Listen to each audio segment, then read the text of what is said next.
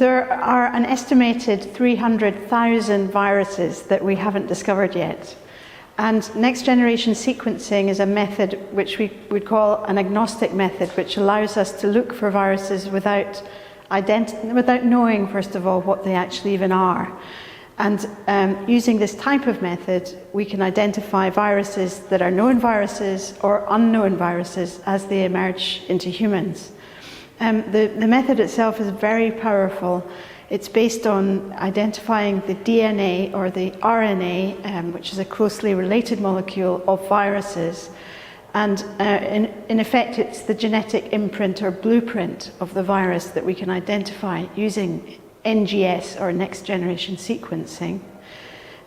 Next-generation sequencing methods mean that if I took a single sample from you today, I might be able to sequence that sample and create many millions of sequences from it.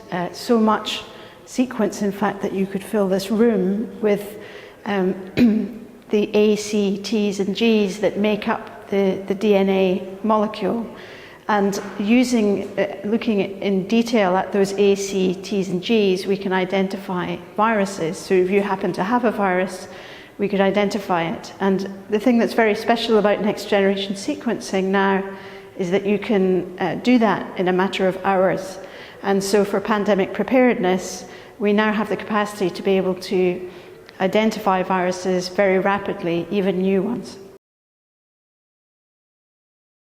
During COVID in the UK, the government invested very heavily in next-generation sequencing across the whole of the country in multiple laboratories in order to track the virus as it changed, evolved and kind of changed its shape over time with the evolution of new variants, which everyone got to know about.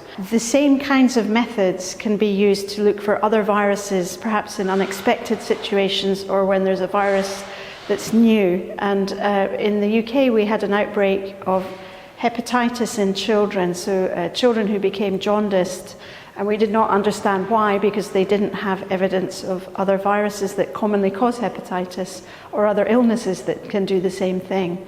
And so we were asked by Public Health Scotland and the UK Health Security Agency to sequence some samples from the children. And what we actually found in this case was the presence of two viruses which had combined to probably cause the hepatitis. We certainly found a very strong association with the presence of these two viruses in the affected children, but not in people who were unaffected by the hepatitis.